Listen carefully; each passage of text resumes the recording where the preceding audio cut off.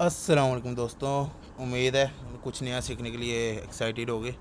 तो जिस तरह यार हमने पहले कहा था कि अब स्ट्रिंग देखेंगे, तो आज स्ट्रिंग देखने का टाइम आ गया। ऐसा करो, सबसे पहले वीडियो पास करो और अपने पास गूगल को लैब ओपन कर लो, ताकि साथ साथ जो है ना तुम लोग भी प्रैक्टिस करते रहो और तुम लोगों को भी जो है ना आइडिया होता रहे कि क्या क्या चीज़ है। क्योंकि जब तक तुम खुद प्रैक्टिस नहीं करोगे तो तुम्हें खुद नहीं पता लगेगा कि बस एक दफ़ा लेक्चर देख लिया उसके बाद नहीं याद रहता चीज़ें। साथ साथ प्रैक्टिस करते रहो ताकि डेटा तुम्हारे पास भी जो है ना सेव होता रहे, तुम्हारे पास भी हो यार ये चीज़ हमने की हुई है। तो स्ट्रिंग को स्टार्ट करके हमने ये देख लिया कि स्ट्रिंग डबल कोट में होता है, ये हमें पता है। सिंगल कोट में भी हो सकता है, ये भी हमें पता है। डिजिट्स और स्पेसिस भी इसके अंदर आ सकती हैं स्ट्रिंग के अंदर, ये भी हमें पता है। इसके अंदर स्पेशल करैक्टर्स आ सकते हैं, ये डिस्कनेक्ट हो गया, ये कनेक्टिंग हो रहा है। अच्छा, स्पेशल करैक्टर्स भी हम स्ट्रिंग के अंदर ऐड कर सकते हैं, इतना भी हमें पता है। और प्रिंट के थ्रू हम इसे प्रिंट कर सकते हैं। तो ये बेसिक चीज़ें हम पहले देख चुके हैं स्ट्रिंग के बारे में कि ये चीज़ें स्ट्रिंग के अंदर हम ऑलरेडी कर सकते हैं। सो अब ये हम नेम के अंदर इसको वैल्यू भी असाइन कर सकते हैं और इसको प्रिंट भी करा सकते हैं, ठीक है। तो अब सबसे पहले हमारे पास कंसेप्ट आता है स्ट्रिंग के अंदर इंडेक्सिंग का। तो इंडेक्सिंग, अब स्ट्रिंग में क्या होता है, आपकी तमाम वैल्यूज़ को अरेंज किया होता है एक सीक्वेंस के साथ। आप इंडेक्स के थ्रू जो है ना हर एक लेटर को अपना प्रिंट आउट करा सकते हो। तो आप ये माइकल जैक्सन है, 0 से लेके 14 तक, उसको जो है ना हर एक को इंडेक्स असाइन किए होते हैं। अगर मैंने इसमें से सी प्रिंट आउट कराना है तो मुझे इसके 2 इंडेक्स पे जो है ना जाके वैल्यू पिक करनी पड़ेगी, मेरे पास सी आ जाएगा।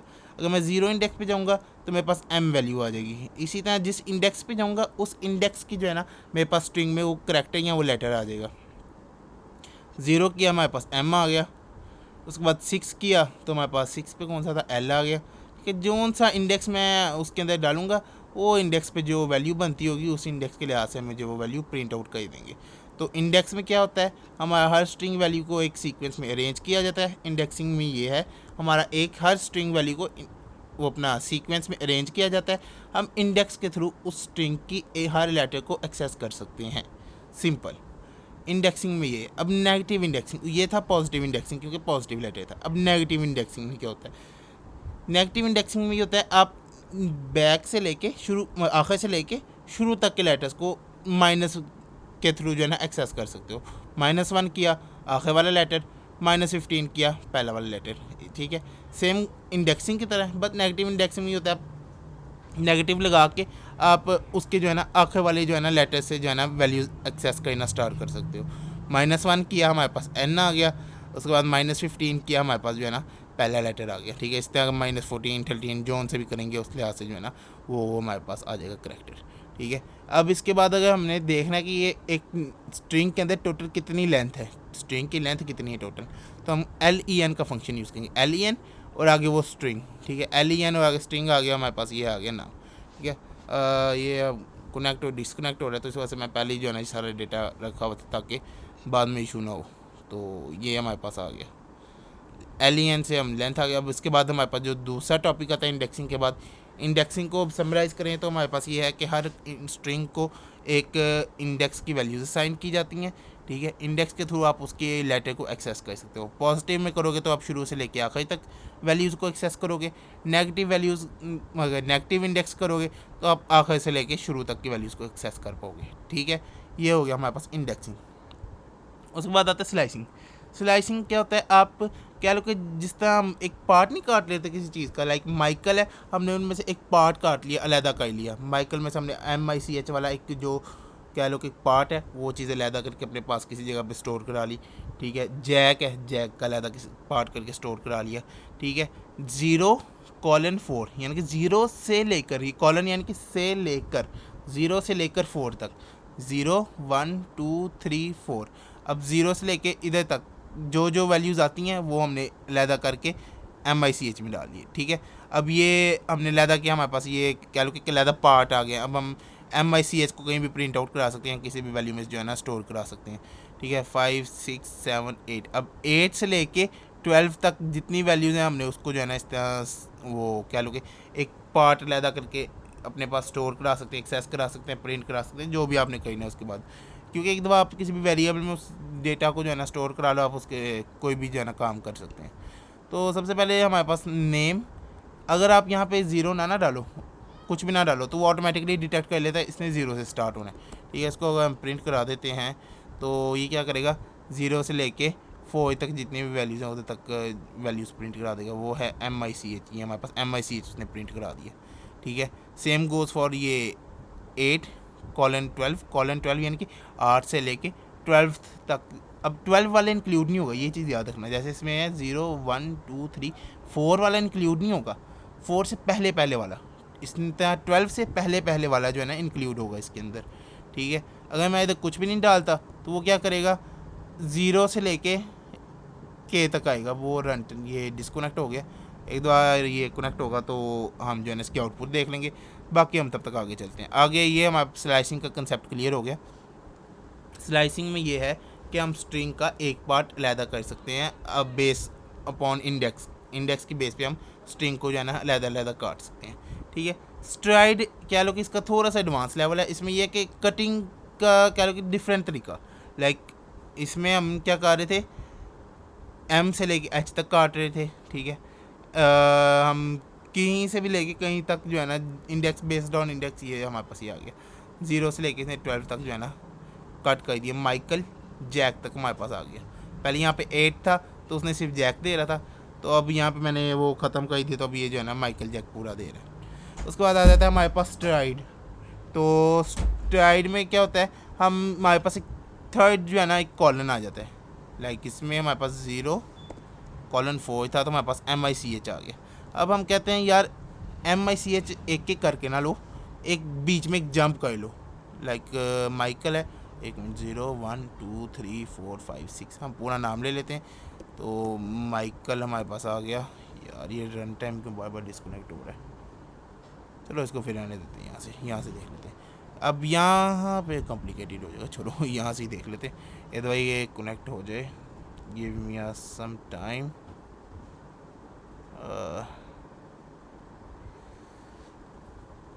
इसमें यह है कि 0 से लेके 7 तक जो है ना हम तमाम डेटा, अब इसमें ये तो हम देख के बता सकते हैं कि माइकल जो है ना हमारे पास आउटपुट आएगी 0 से लेके 7 तक। अगर हम करेंगे तो 0 1 2 3 हाँ, इसमें हमारे पास माइकल आएगा। तो स्ट्राइड क्या कहता है, हम बताते हैं कि कितने जंप्स के साथ जो है ना हमें वो लेटर चाहिए, वो वर्ड जो है ना हमें चाहिए। अब 0 से लेके 7 तक ये एरिया तो हमने कट आउट कर लिया। अब हमने इसको पिक किस तरह से करना है, लाइक M के बाद एक जंप अगर करें तो I, एक जंप करें तो C, एक जंप करें तो H। ठीक है, ये एक एक जंप करके आता है। ठीक है, ये डिफ़ॉल्ट इस तरह से होता है। व्हाट इफ़ मैं कहूँ 2 जंप्स के साथ मुझे ये चाहिए, लाइक M के बाद 2 दफ़ा जंप करे C पे आए, C के बाद जंप करे A पे आए, यानी कि जो सा लेटर उठा रहा है उसका सेकंड लेटर उसके बाद उठाए। इसी तरह जिस तरह फॉर लूप में हमने वो नहीं था किया कि रेंज के अंदर हमने वो एक थर्ड एलिमेंट बताया था कि हमने इस जंप्स के साथ जो है ना हमें डेटा चाहिए। इस तरह ये भी जो है ना STRIDE is like a jump के, इतने जंप के साथ जो है ना हमें अगला जो वैल्यू है लेटर जो तुमने देना है वो हमें दे। तो अगर हम यहाँ पे 3 कहते हैं, ठीक है, 0 से लेकर 12 तक, यहाँ पे हम 3 कह देते हैं, तो ये 3 के जंप्स के साथ जो है ना हमें डेटा देगा। M उसके बाद 1 2 3 पे हमारे पास आ जाता है 0 1 2 3, हाँ H आएगा, फिर H के बाद A E रह जाएगा, फिर L आ जाएगा। इस तरह 3 की जंप्स के साथ जो है ना वो हमारे पास डेटा आ जाएगा। ठीक है, ये 0 से लेके 12, पहले हम देना 0 से 12 तक कौन कौन सा डेटा आ रहा है। तो 0 से लेके 12 तक जो है ना हमारे पास जो डेटा होगा वो M से लेके K तक आ जाएगा। तो उसके बाद जो जंप्स होंगी वो 1 2 3 हमारे पास, पहले M तो इंक्लूड हो गई, उसके बाद 1 2 जंप लेके फिर H, फिर 1 2 जंप लेके L, फिर 1 2 जंप लेके A, फिर इस तरह 2 जंप। अब ये S नहीं आएगा क्योंकि S तो हमारे पास वो डेटा के अंदर इंक्लूड ही नहीं है 0 से लेके 12 तक। तो उसके बाद हमारे पास ये इसका जिस तरह हमने देखा M आया, H आया, उसके बाद ठीक है। अब अगर हम इसका कहते हैं 3 से लेके 10 तक तो 3 जंप के साथ, तो 0 1 2 3 से लेके 10 तक और 3 जंप्स के साथ। तो एक ये सिलेक्ट हो गया 1 2 3, फिर दूसरा ये सिलेक्ट हो गया, फिर 1 2 3, फिर A सिलेक्ट हो गया, फिर 1 2। अब ये C के तक तो हम जाना है क्योंकि ये तो हमारे उसमें आ ही नहीं रहा 3 से लेकर 10 तक। तो H L और A, तो H L और A जो है ना हमारे पास यहाँ पे नीचे प्रिंट हो जाएगा। ठीक है, उसके बाद ये हमारे पास आ गया 0 से लेकर 5 तक जो 2 जंप्स के साथ, 0 1 2 जंप के साथ H, उसके बाद वो अब आप खुद ही बाद में जो है ना देख सकते हैं। उसके बाद हमारे पास आ जाता है कंकैटिनेट। कंकैटिनेट दो स्ट्रिंग को आपस में जोड़ने को कहते हैं, ठीक है। इसमें ये हमारे पास आ जाता है नेम, नेम क्या था, हाँ माइकल जैक्सन। तो उसके बाद हम उसको कंकैटिनेट कर रहे हैं इज़ द बेस्ट के साथ। तो इसमें स्पेस नहीं हमने ऐड की, तो जैक्सन और इज़ में जो है ना फ़र्क नहीं आपको नज़र आ रहा। यहाँ मैं अब स्पेस ऐड करूँगा, तो अब जब मैं इसे प्रिंट कराता हूँ तो ये आ जाता है Michael Jackson is the best, यानी कि एक सही सेंटेंस जो है ना आ जाएगा हमारे पास, ठीक है। उसके बाद हमारे पास आ जाता है कंकैटिनेट में। अब हम मल्टीप्लाई करेंगे ना, तो मल्टीप्लाई उतने टाइम पे जो है ना वो लेटर आएगा, Michael Jackson Michael Jackson Michael Jackson, 3 दफ़ा माइकल जैक्सन आ गया, ठीक है। उसके बाद हमारे पास कंकैटिनेट ऐड भी हो गया, कंकैटिनेट में मल्टीप्लाई भी हो गया। उसके बाद हमारे पास आ जाता है एस्केप सीक्वेंस। एस्केप सीक्वेंस क्या कहता है कि अगर आपने कोई कह लो कि स्पेशल फंक्शनैलिटी लाइक आपको चाहिए कि आपने कोई नेक्स्ट लाइन पे लेके जाना, अब Michael Jackson is the best है, अब आप चाहते हो यार माइकल जैक्सन एक लाइन पे आए और इज़ द बेस्ट एक लाइन पे आए, लाइक इसको इस तरह हम रहने देते हैं, इसको हम कहते हैं कि हमारे पास 2 लाइनें आए, एक आ जाता है हेलो और उसके बाद आ जाता है आई एम अली, ठीक है। अब हम अगर इसको ऐसे प्रिंट कराएंगे तो वो क्या करेगा, एक ही लाइन पे हेलो आई एम अली दे देगा। मैं चाहता हूँ नहीं यार हेलो ऊपर वाली लाइन पे, आई एम अली नीचे वाली लाइन पे है, तो उसका एक तो तरीका ये कि मैं 2 प्रिंट स्टेटमेंट बना के उसमें लिख दूँ हेलो एक में लिख दूँ, आई एम अली दूसरे पे लिख दूँ, तो एक तो ये तरीका है। लेकिन अगर आप चाहते हो एक ही प्रिंट स्टेटमेंट के अंदर आप एक ही प्रिंट स्टेटमेंट के अंदर आपने सारा लिखा हो लेकिन वो नेक्स्ट लाइन पर हो, तो उसके लिए हम क्या कहते हैं, फॉरवर्ड स्लैश और एन यूज़ करते हैं, और बैक स्लैश और एन यूज़ करते हैं। N new line, n represent करता है न्यू लाइन के साथ, और बैक स्लैश ये क्या लो कि डिटेक्ट करता है यहाँ पे अब जो है ना एक स्पेशल करेक्टर आएगा, इसके बाद जो आने वाला है वो एक स्पेशल करेक्टर होगा, जैसे हमारे पास एन है। तो अब हम इसे प्रिंट कराते हैं, और ये हमारे पास प्रिंट हो जाता है। साथ साथ आप भी जो है ना अपने सिस्टम पे इसको प्रैक्टिस करते रहें ताकि आपको भी जो है ना इस चीज़ का आइडिया होता रहे कि ये क्या है और किस तरह से वर्क कर रहा है, और आपके जो है ना एक साथ साथ प्रैक्टिस होती रहेगी इसके, ठीक है। स्लैश एन न्यू लाइन को रिप्रेजेंट कर रहा है, स्लैश टी टैब स्पेस को रिप्रेजेंट कर रहा है, टैब स्पेस यानी कि बीच में स्पेस आ जाएगी। और उसके बाद हमारे पास आता है अगर आपने बैक स्लैश को प्रिंट कराना है, बैक स्लैश को प्रिंट कराना है, क्योंकि अगर आप सादा बैक स्लैश डालोगे तो जो है ना यहाँ तो एरर दे देगा। ये हमारे पास यहाँ पे प्रिंट होने वाला है, ये हमारे पास आ गया हेलो आई एम अली। तो अगर हम सादा बैक स्लैश ऐसे प्रिंट कराते हैं तो देख लेते हैं क्या होता है। तो भी वैसे शो कर ही रहा है, डबल बैक स्लैश की ज़रूरत नहीं होती, तो हाँ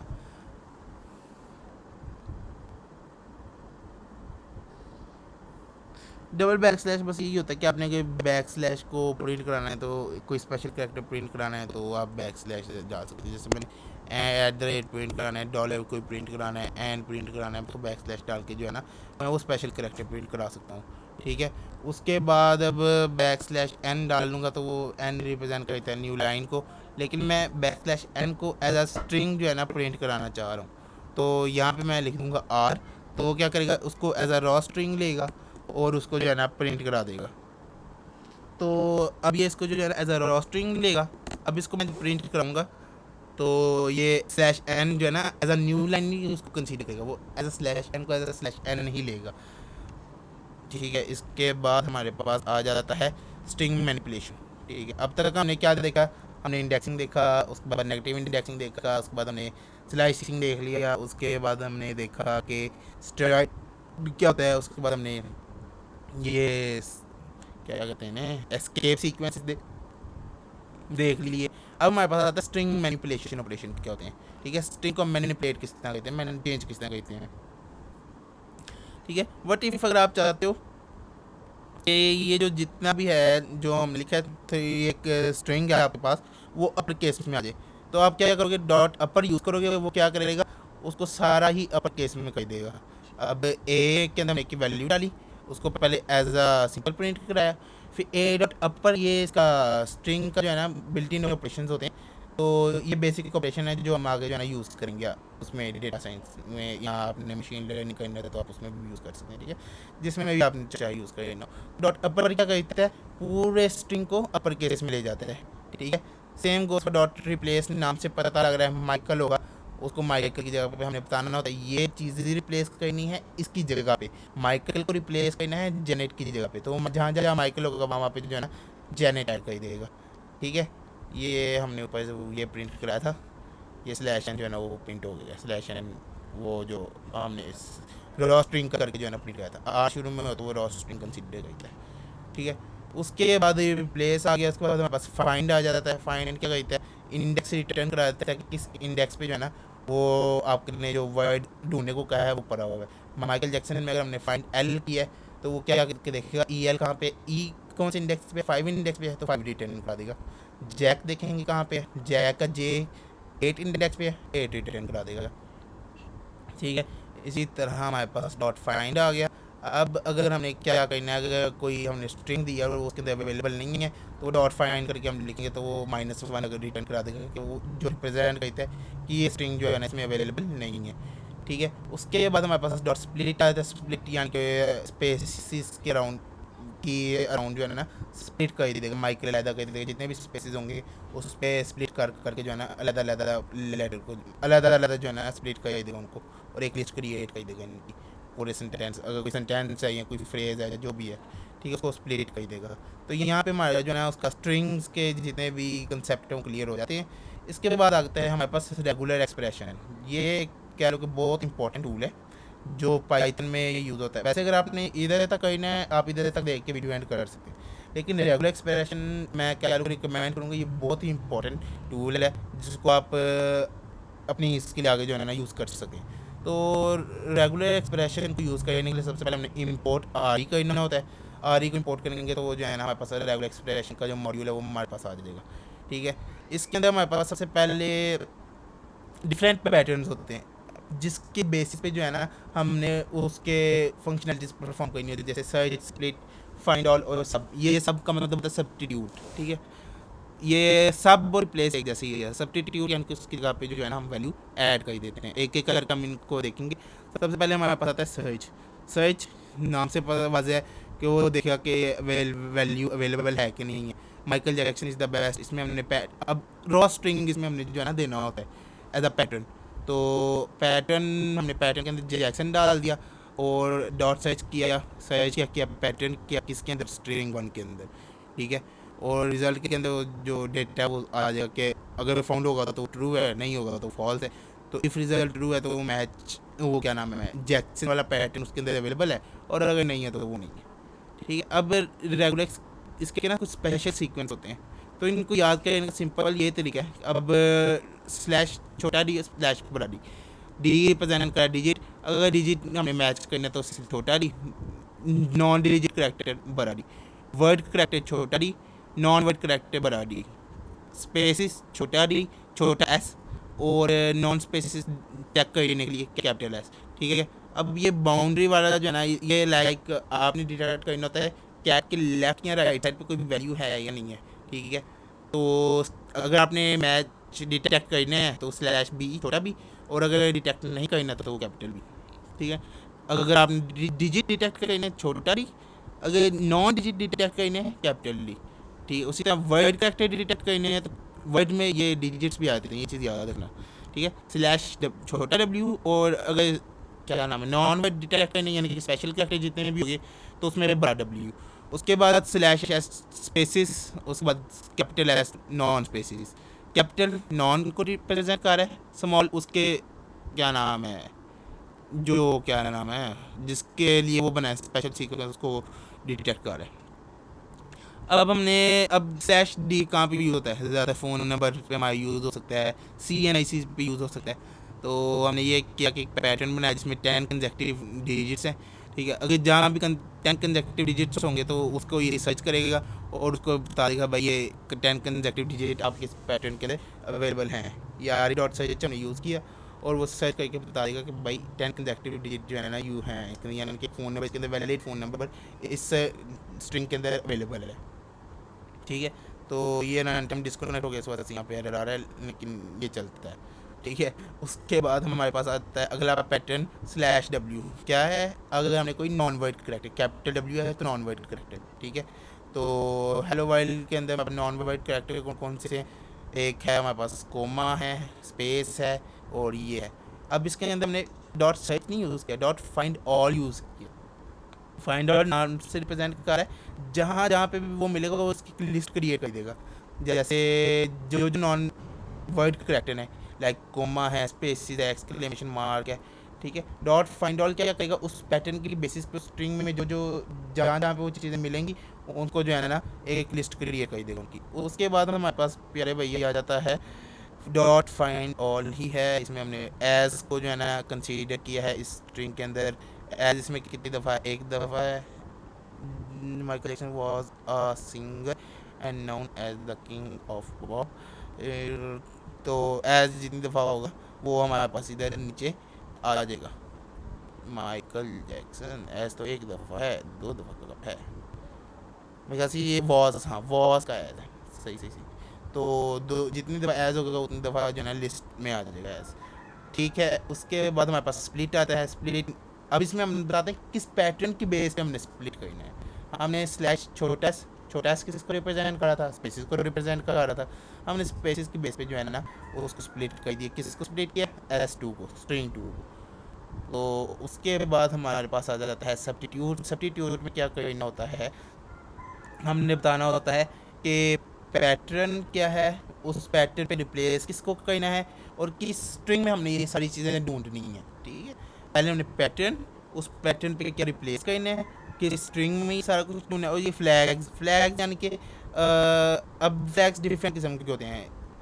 अब भी हम क्या कर रहे हैं, इग्नोर केस का मतलब ये कैपिटल और स्मॉल इसको नहीं देखेगा। अगर मैं इसको ख़त्म कर देता हूँ इग्नोर केस वाली पार्ट को, तो वो देखेगा कि किंग ऑफ पॉप को एज इट इज़ देखेगा कि के कैपिटल होना चाहिए, आई छोटा होना चाहिए, एन छोटा होना चाहिए। अगर मैं लेट करो इसका ऑफ का ओ कैपिटल कर देता हूँ और यहाँ पे ओ स्मॉल है, तो वो देखेगा कि ओ स्मॉल है, यहाँ पे कैपिटल है, तो ये पैटर्न डिफरेंट है, तो वो रिप्लेस नहीं करेगा। लेकिन जब मैं से कहता हूँ कि भाई ये इग्नोर, तुमने केसेस को इग्नोर कर देना, कैपिटल अपर केस हो लोअर केस हो, बस तुमने नहीं देखना कि ओ ही हो, ये से मतलब कि ये नहीं देखना क्या कैपिटल में है या स्मॉल में है, ठीक हो गया। तो अगर आपने इग्नोर केस करना है तो नहीं, फ्लैग को बता दी भाई आर डॉट इग्नोर केस करो, और उस बेस पे जो है ना सब्स्टिट्यूट रिप्लेस कर दो वैल्यू को, ठीक है। अब हमारे पास ये सारा ख़त्म हो गया, स्ट्रिंग का ऑलमोस्ट ख़त्म हो गया, जिसमें हमने सबसे पहले इंडेक्सिंग को देखा, जिसमें हमें पता लगा हर स्ट्रिंग को सीक्वेंस में इंडेक्सेस असाइन होते हैं। उसके बाद हम नेगेटिव इंडेक्सिंग देखी, ये हम साथ साथ ओपन भी कर लेते हैं। इसको स्लाइसिंग को बंद कर दो, और हाँ इंडेक्सिंग को नेगेटिव इंडेक्सिंग देखी, जिसमें हमें पता लगा कि हमने अगर आखिर से वैल्यूज़ उठानी है तो हम -1 लिखते हैं तो हमारे आखिर पे वैल्यू आ जाती है।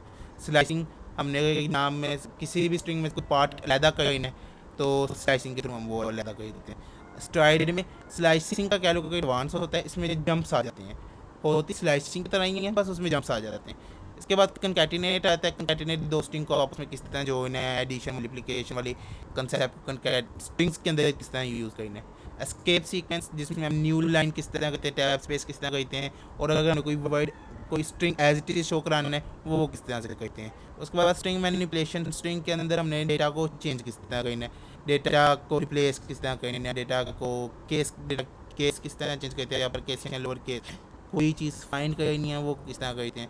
और उसके बाद हमारे पास आखिर पे आता है रेगुलर एक्सप्रेशन, जिसमें हमने कुछ स्पेशल सीक्वेंस देखे थे जिसकी बेस पे हमने पैटर्न क्रिएट किया, और पैटर्न की बेस पे जो है ना हमने इसमें कुछ फंक्शनैलिटीज़ परफॉर्म की, जिसमें सर्च, स्प्लिट और फाइंड ऑल वगैरह जो है ना आ जाते हैं।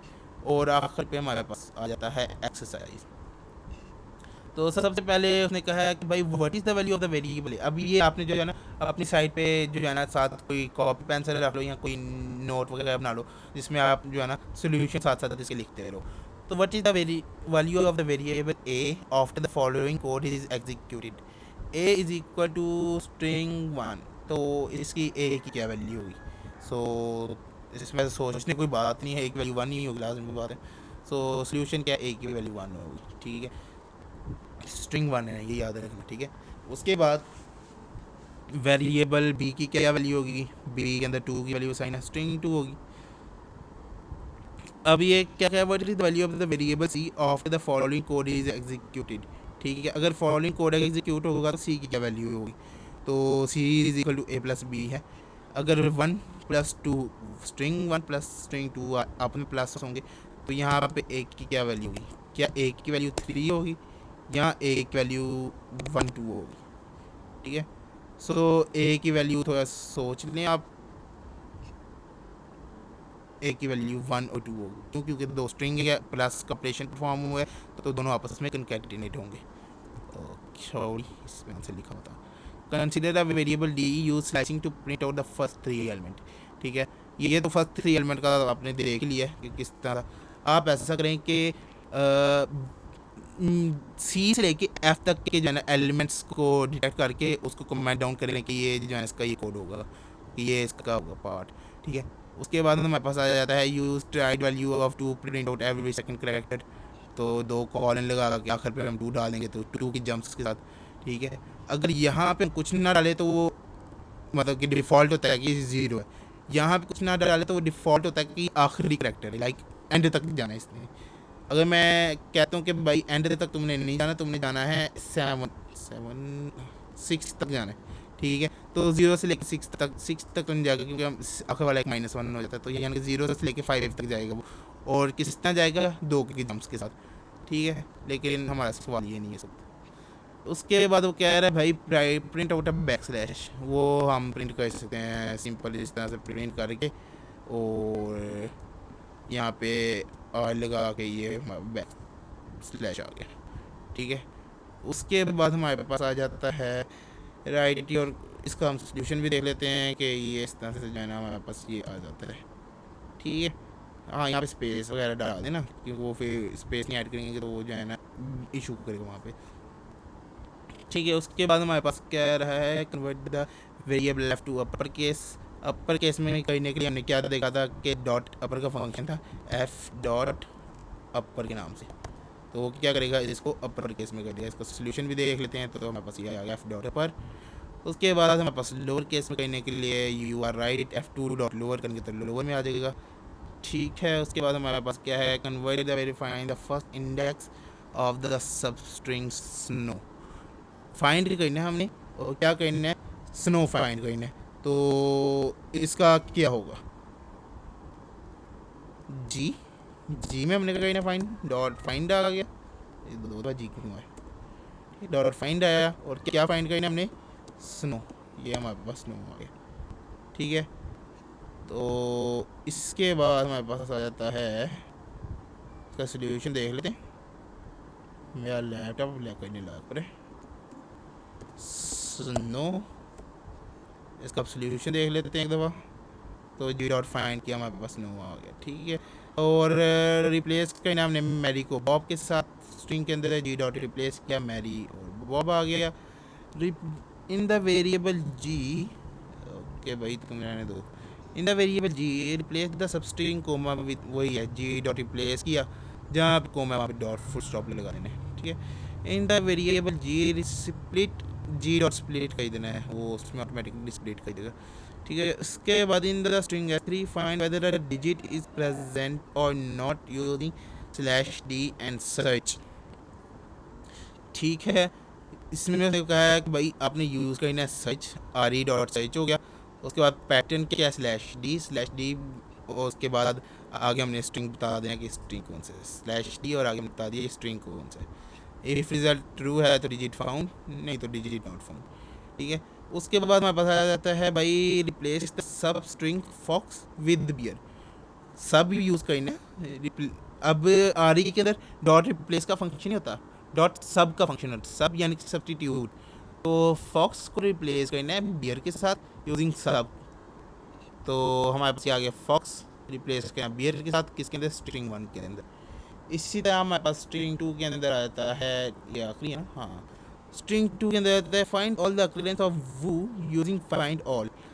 हमने देखने के लिए WOO कितनी दफ़ा आया, एक कितने दफ़ा आया है, 2 यहाँ पे हो गया, 3 यहाँ पे हो गया, 4 यहाँ पे हो गया, ठीक है। वो हमने फाइंड ऑल यूज़ किया और रॉ स्ट्रिंग करके वो, और आगे किसके अंदर हमने कहना है स्ट्रिंग 2 के अंदर। तो ये हो गया हमारा स्ट्रिंग्स के तकरीबन सारे कंसेप्ट जो हम आगे यूज़ करेंगे, मशीन लर्निंग, AI और जो भी आपके पास जो आपने काम परफॉर्म करना है पाइथन में उसके अंदर। So that's all from my side. ये था हमारा स्ट्रिंग का कंप्लीट ओवरव्यू इन पाइथन। और नेक्स्ट वीडियो में अब हम देखेंगे कि पांडाज या नमपा, इन दोनों में से किसी एक कंसेप्ट को जो है ना हम मज़ीद देखेंगे। सो आज के लिए इतना ही, अगली वीडियो का इंतज़ार करें। ओके, अल्लाह हाफिज़।